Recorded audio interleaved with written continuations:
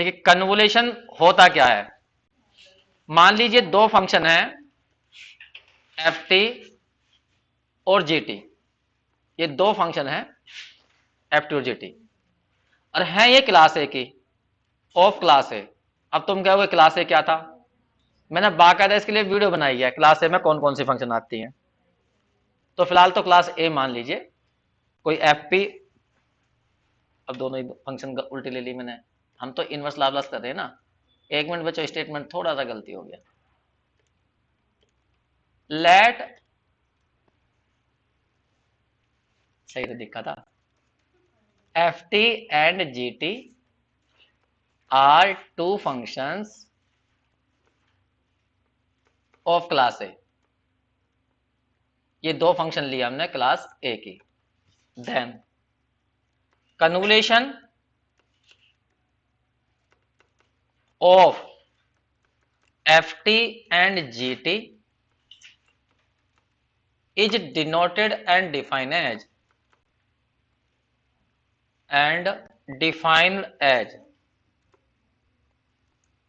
देखिए f और t के बीच में स्टार लगाएंगे, ये तो इसका संकेत है। ये पढ़ते हैं f और g का कन्वोल्यूशन। इसका मतलब एक इंटीग्रेशन तैयार करना होता है।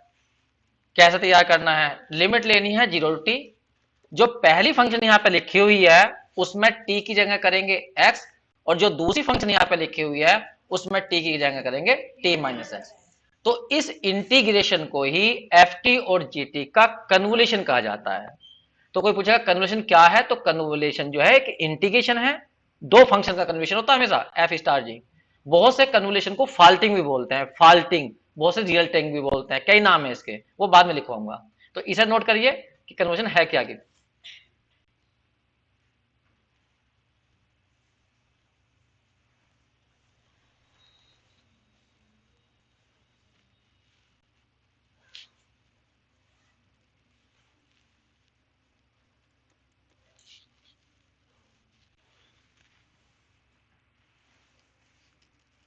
कर लिए। अगर तुमसे कोई कहता है 1 और 1 का कन्वोल्यूशन लीजिए, मतलब फंक्शन एफ टी भी मैंने 1 ले ली है, जी टी भी मैंने 1 ले ली है, समझ गए। तो इनका तुम्हें कन्वोल्यूशन लेना है, तो इंटीग्रेशन तैयार करके दिखाइए, बताइए यहां क्या आएगा। बहुत बढ़िया, एफ टी भी मैंने 1 ली है, जी टी भी मैंने 1 ली है, और तुमसे कोई कहने लगे एफ एक्स निकाल लो तो 1 ही तो आएगा, और कोई कहने लगे जी टी माइनस एक्स निकालो तो भी तो 1 ही आएगा। इसका मतलब यहां क्या बैठेगा, 1 इंटू 1। इंटीग्रेट करिए तो क्या बैठ जाएगा, x। लिमिट रखोगे 0 to t तो कितना आ गया, t। इसका मतलब 1 और 1 का कन्वोल्यूशन t होता है। और कोई कहने लगे अगर 1 कन्वोल्यूशन 1 कन्वोल्यूशन 1, ये निकाल के दिखाइए, तो एक काम करिए, इसका कन्वोल्यूशन तुम निकाल चुके हो, ये रहा, तो इस पूरी को तो मान लो एफ टी और इसे मान लो जी टी, समझ रहे हो।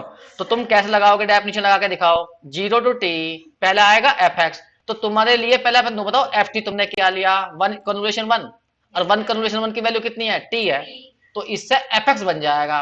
बताइए इससे एफ एक्स क्या बन के आएगा, एफ एक्स बन के आएगा x। समझे तुम, वही कन्वोल्यूशन होता है दो फंक्शन का, और यहां आ रही है 3 फंक्शन, तो हम इस पूरे को तो मान ले, इतने वाले को एफ टी और इस वाले को मान ले क्या, जी टी। तो एफ टी का मतलब क्या है, 1 कन्वोल्यूशन 1, और 1 कन्वोल्यूशन 1 की वैल्यू कितनी थी, टी, तो यहाँ टी आ गया, तो इससे एफ एक्स निकल जाएगा। तो एफ एक्स की वैल्यू क्या जाएगी यहाँ पे, एक्स। अब आता है दूसरी फंक्शन क्या होती है, जी टी माइनस एक्स। तो जी टी तुम क्या मानोगे, जी टी मानोगे केवल 1, ये तो मानोगे, तो इससे जी टी माइनस एक्स की वैल्यू आ जाएगी। हाँ, तो जी टी माइनस एक्स की वैल्यू आ जाएगी 1। अब ये प्रॉब्लम हो गई, ये मार्कर चलना बंद हो गया।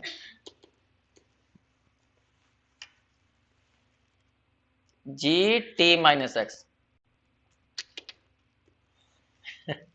ये होता है रिकॉर्डिंग में प्रॉब्लम, साथ साथ में ये इसने काम ही करना बंद कर दिया।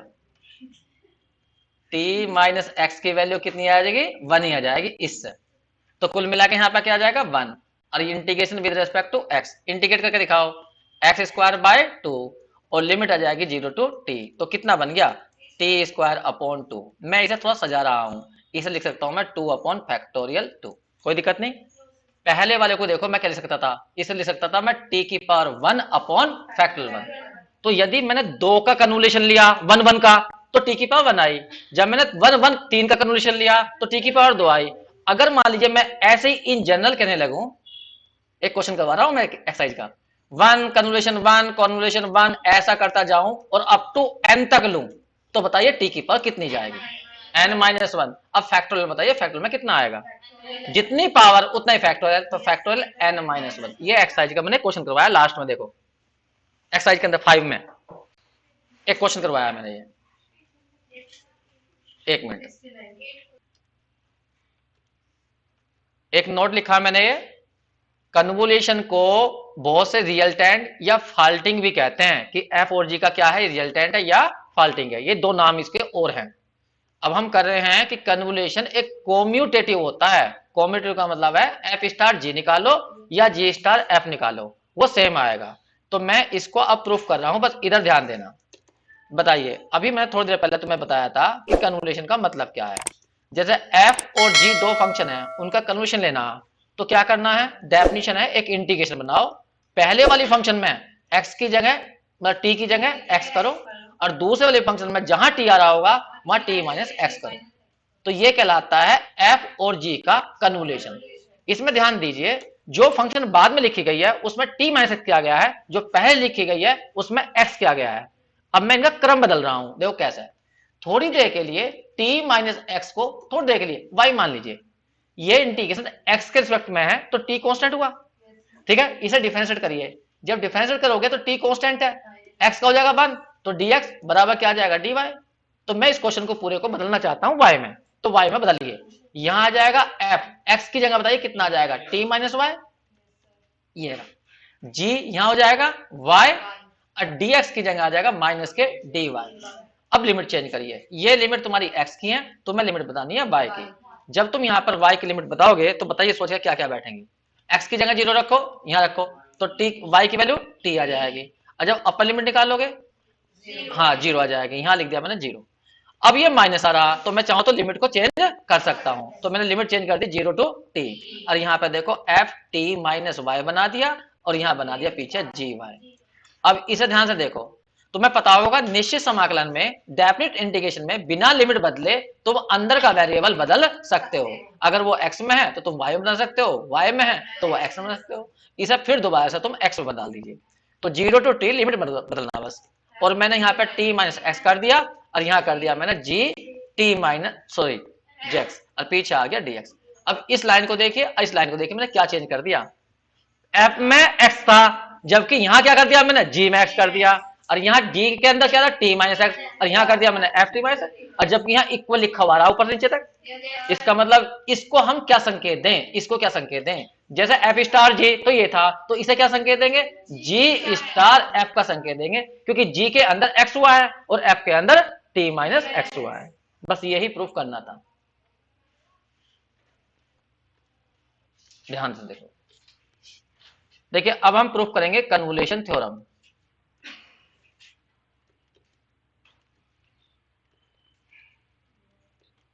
स्टेटमेंट क्या है, let f t and g t are two function of class A, of class A, ये दो फंक्शन है क्लास ए की, और मान लीजिए एफ टी का लाप्लास एफ पी है और जी टी का लाप्लास जी पी है। तब कन्वोल्यूशन थ्योरम क्या कहती है, देन अगर कभी इनवर्स लाप्लास निकालना हो F P into G P का, तो तुम ये वाला फॉर्मूला यूज कर सकते हो। क्या, पहला लाप्लास निकालना होगा तुम्हें एफ टी का, नहीं इनवर्स लाप्लास निकालना होगा एफ पी का। लेकिन मैं किताब का स्टेटमेंट लिख रहा हूं, वो लिख रहा जो मैं लिखवाता हूं, मैं यहां लिखवा रहा हूं, यहां आएगा एफ एक्स और यहां आएगा जी टी माइनस। किताब में ये स्टेटमेंट लिखा हुआ, लेकिन जब मैं क्वेश्चन करता हूं तो मैं ये यूज नहीं करता। मैं बता देता हूं दोनों बातें एक ही हैं, वो कैसे बता रहा हूं सुनो ध्यान से। किताब में ये स्टेटमेंट है, लेकिन जब मैंने क्वेश्चन करवाए हैं तो ऐसा नहीं लिखा अंदर, यहां मैंने क्या लिखा वो तुम्हें समझा देता हूं पहले, फिर बाद में प्रूफ करेंगे। इधर को लिखा समझा दूं।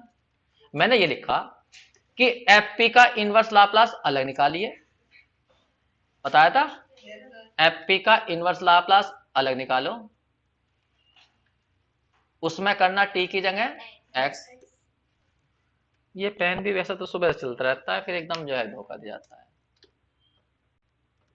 ये और दूसरी फंक्शन में टी की जगह वो उसका भी इनवर्स लाप्लास निकालो, दूसरी का भी, और फिर टी की जगह क्या करो टी माइनस एक्स।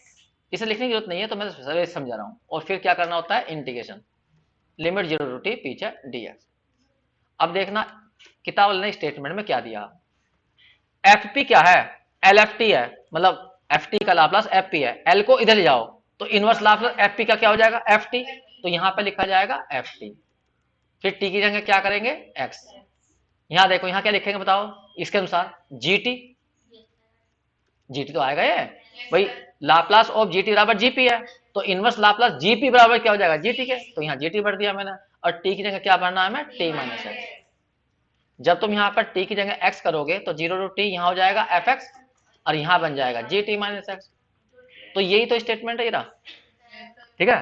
तो बस मैंने क्वेश्चन जिससे करने में सुविधा हो तो इसलिए मैं थोड़ा बदल देता हूँ, लेकिन वास्तव में स्टेटमेंट ये है जो यहाँ पे लिखा मैंने। अब ध्यान दीजिए, ये थोड़ा मैं इनवर्स लाप्लास में, लेकिन मैं इसे लाप्लास की हेल्प से प्रूफ करूंगा। किताब में भी लाप्लास की हेल्प से प्रूफ की गई है। वैसे तो एक मेरे पास में और टेक्निक है, लेकिन वो थोड़ा मुश्किल हो जाएगी समझना। क्या करना है, इस एल को उधर फेंक देना, तो ये क्या है कहे में कन्वर्ट हो जाएगा क्वेश्चन लाप्लास में। ऐसा बन जाएगा 0 टू टी, यहाँ एफ एक्स, यहाँ आ जाएगा जी टी माइनस एक्स, पीछे आ जाएगा डी एक्स। ये अब बराबर क्या हो जाएगा F P into G P. तो हम ये प्रूफ करेंगे, ये नीचे वाला कहने का मतलब इस इंटीग्रल का क्या निकालूंगा मैं लाप्लास, और ये लाकर दिखाऊंगा तो मैं F P into G P. अब देखो कैसे कैसे कर रहा हूं वो ध्यान सुनना। अब यहां से शुरू करते हैं हम इसका प्रूफ। हम लेफ्ट हैंड साइड लेके चलते हैं, लाप्लास 0 टू टी और एफ एक्स और जी टी माइनस एक्स। पहले हम लाप्लास की डेफिनेशन खोलते हैं। डेफिनेशन ये है लाप्लास की कि किसी भी फंक्शन का तुम्हें लाप्लास निकालना हो तो तुम्हें एक इंटीग्रेशन तैयार करना पड़ेगा, लिमिट 0 टू टी e की पावर माइनस पी टी, और वो फंक्शन एफ टी और डी टी। सही है, ये डेफिनेशन लाप्लास की है। तो हम यहाँ पे लाप्लास किसका निकालना चाहते हैं इस इंटीग्रेशन का, तो इस पूरे को अपने दिमाग में ये मान चलो कि पूरा पूरा एफ टी है। अब लाप्लास की डेफिनेशन लगाओ, 0 टू इन्फिनिटी e की पावर माइनस पी टी, और यहां पे लिखा जाएगा ये पूरा integration 0 to t f x, और यहां पर जी टी माइनस एक्स, पीछे dx, और बाहर लिखा जाएगा dt। ये लिख दिया। चेक करो, अगर तुमसे पूछेगा कोई ये वाली लिमिट किसकी थी x की, और जो हमारी डेफिनेशन में होती है वो लिमिट किसकी होती है t की, तो ये लिमिट t की है। तो तुमने यहां देखा होगा कि यहां अब डबल इंटीग्रेशन तैयार हो गया। एक तो लिमिट आई है 0 टू इन्फिनिटी, दूसरी लिमिट आई है 0 टू t, और e की power minus p T f x और जी टी माइनस एक्स, यही है। अब याद करो तुमने बीएससी फर्स्ट सेम में फर्स्ट सेम के अंदर डबल इंटीग्रेशन पढ़ा था, इंटीग्रल कैलकुलस के अंदर। उसमें एक लास्ट की एक्स आई थी ऑर्डर चेंज करना। ऑर्डर चेंज करने का मतलब क्या होता है, अगर इस पर ध्यान से देखो यहाँ पे इंटीग्रेशन होना दो के रेस्पेक्ट में, एक एक्स के और एक वाई के। तो यहाँ पे दो वेरिएबल है एक्स और वाई, वहां पर हुआ करते थे एक्स और वाई, एक्स और वाई में, यहां है एक्स और टी में। समझ में आ गई बात तुम्हें। टी की लिमिट चेक करो क्या लिखी हुई है 0 टू इन्फिनिटी, और जबकि एक्स लिमिट क्या लिखी हुई है 0 टू टी, इसमें टी आ रहा, तो ये लिमिट वेरिएबल में है और ये लिमिट कांस्टेंट है।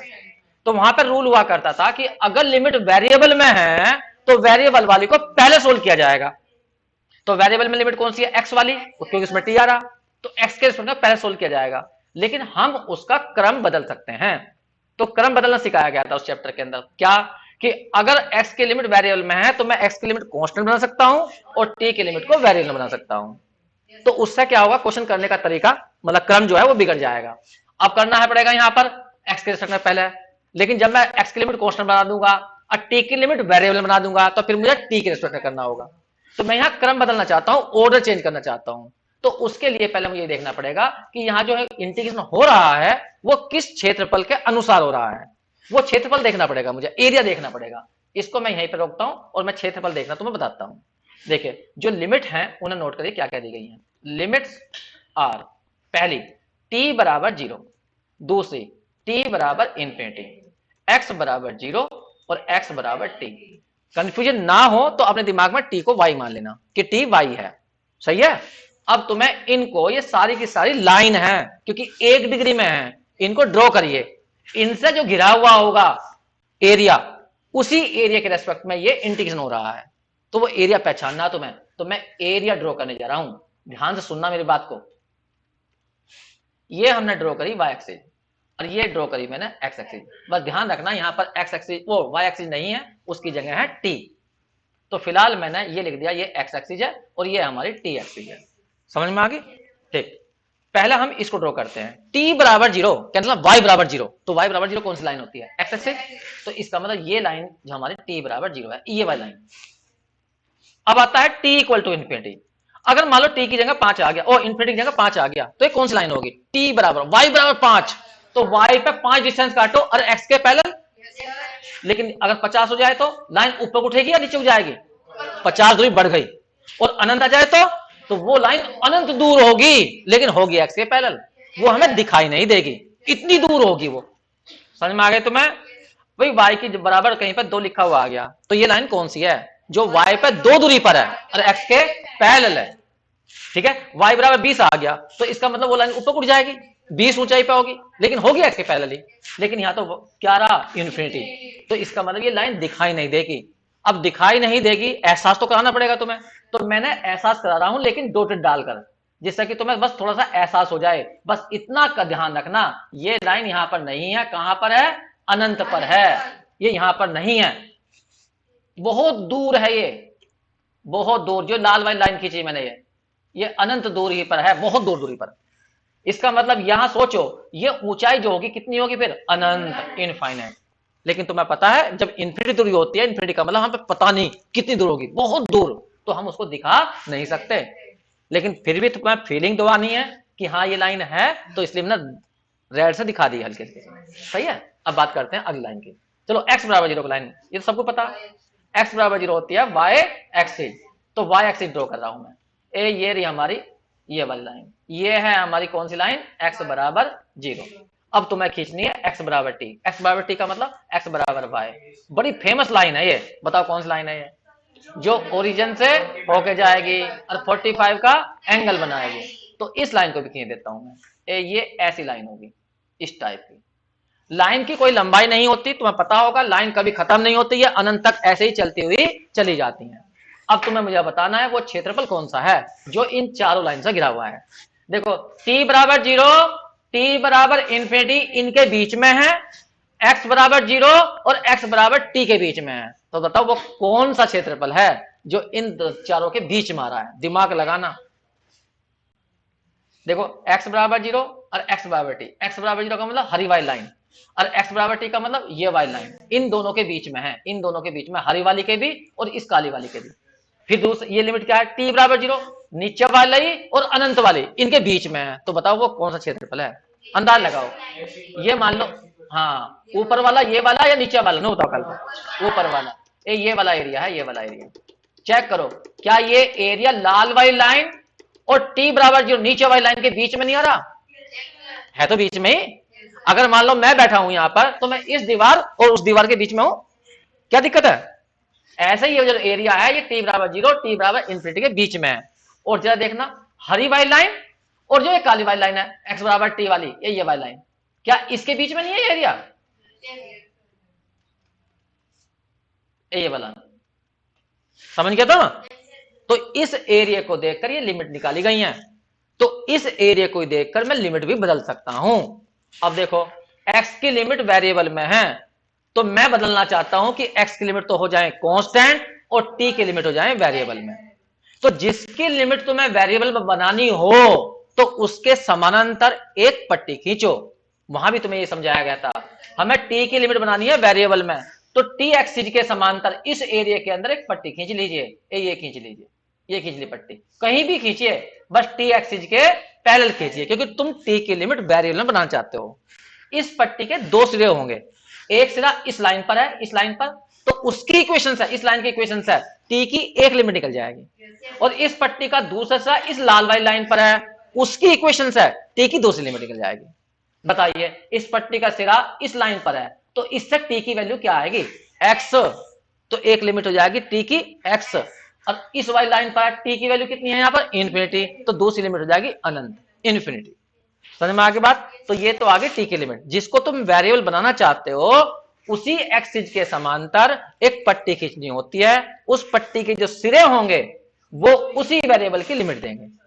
समझ में आगे बात। अब बात आती है एक्स की लिमिट।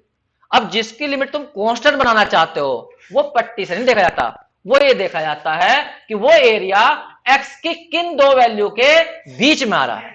तो तुम बताओ ये एरिया किन दो वैल्यू के बीच में आएगा, एक्स बराबर 0 और एक्स बराबर कितना लो इधर को 5, इनके बीच में आ जाएगा एरिया सारा। नहीं, ये एरिया कहां तक जाना, अनंत तक। तो तुम इसको बढ़ाते जाओ, इसको एक्स बराबर पर कितना कर लो 50, क्या 50 तक आएगा?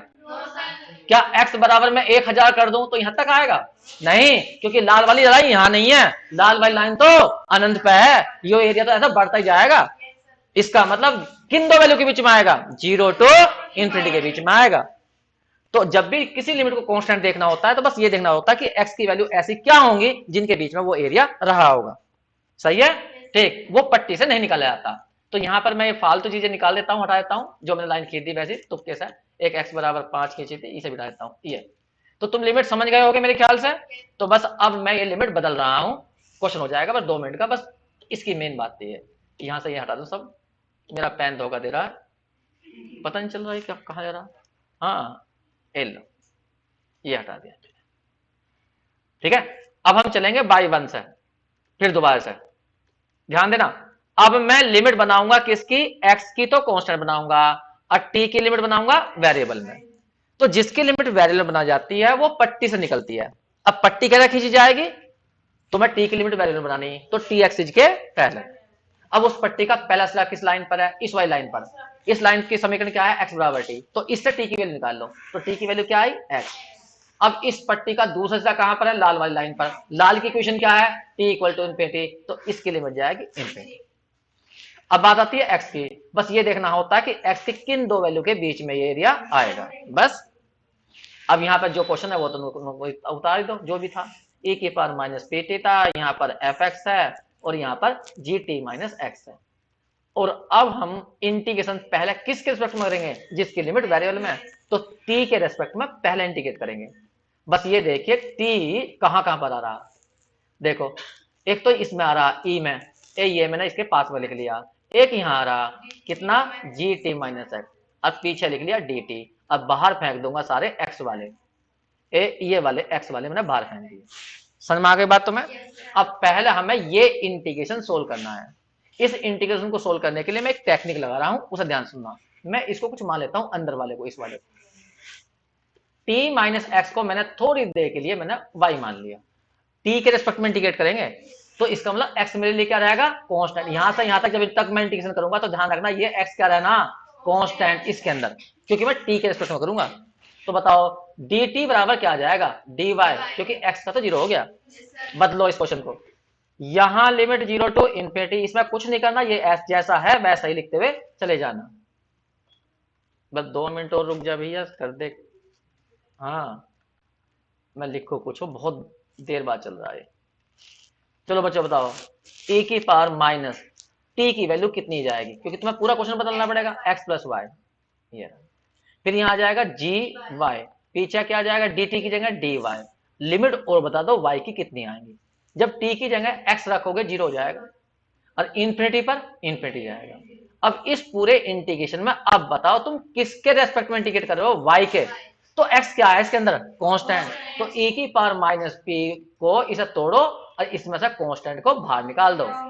बताओ कौन बाहर जाएगा इसमें से, e की पावर माइनस पी एक्स, तो e की पावर माइनस पी एक्स को बाहर निकाल दीजिए, तो e की पावर माइनस पी एक्स और यहाँ आ जाएगा एफ एक्स, और यहाँ पर वो तो बाद में रखा जाएगा, और यहाँ पर इंटीग्रेशन y की वैल्यू 0 टू इन्फिनिटी, ए की पावर माइनस पी वाई, और यहाँ आ गया जी वाई। दिमाग लगाना, दिमाग, बताओ सोचकर ये इसका इंटीग्रेशन कैसा होगा। ये फॉर्मूला है किसका, लाप्लास का, लिमिट 0 टू इंफिनिटी e की power minus p T G T D T, T में चेंज कर लो दोबारा से सर, तो लाप्लास किसका है, जी टी का, ये पता ही ना। लिमिट चेंज मत करिए और किसी भी वेरिएबल को दूसरे वेरिएबल में चेंज कर लीजिए। अगर मान लो तुम टी में करना चाहते हो टी में चेंज कर लीजिए, क्योंकि तुम्हें लाप्लास टी में पता है ना, तो वाई की जगह टी कर लो।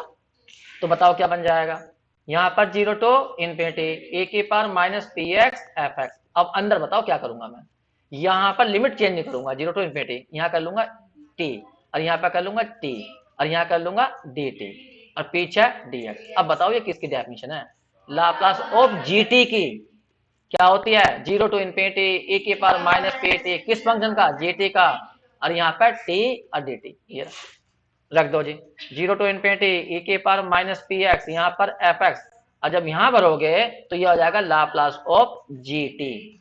लिख सकते हैं, किताब वाले ने खुद दिया था लाप्लास ऑफ जी टी तो जीपी के बराबर है, तो मैं यहाँ पर जीपी लिख सकता हूँ, ठीक है। तो यहाँ पर आ गया 0 टू इंफिनिटी e की power minus P x F x, और यहाँ बन गया हमारा जीपी। अब हमें इंटीग्रेशन करना है x के रिस्पेक्ट में, तो मेरे लिए अब जीपी कांस्टेंट है क्योंकि इसमें x नहीं रहा, ये फंक्शन किसकी बन गई, p की, तो जीपी को बाहर निकाल दीजिए। फिर ध्यान से देखिए, ये फिर लाप्लास बन गया किसका, fx का। लेकिन तुम ज्यादातर टी में जानते हो, इसमें भी निश्चित समाकलन लगा दीजिए, डेफिनेट इंटीग्रेशन की प्रॉपर्टी, जो x में क्वेश्चन है उसे बदल दीजिए क्या है, में टी में, A to B F T D T. इसको लिखने का मेरा मतलब केवल ये है कि लिमिट मत चेंज करना बस, अगर लिमिट चेंज हो जाएंगे तो फिर ये नहीं लगेगा रूल। 0 टू इंफिनिटी ए के पावर माइनस पी टी और यहाँ पर क्या आ गया, एफ टी और डी टी। ये फिर डेफिनेशन लगी लाप्लास की, तो लाप्लास ऑफ एफ टी, और किताब वाले ने एफ टी का लाप्लास कितना दिया था, एफ टी, तो यहाँ पर एफ टी आ गया, यही प्रूफ करना था। देखो यहाँ जीपी बन गया, इनटू में कितना आ गया पी, यही प्रूफ करना। बस इसमें खेल केवल ये लिमिट चेंज करने का है, और कोई ऐसा मुश्किल काम नहीं है, बहुत आसान है। स्टेटमेंट उतार लेते ना, नहीं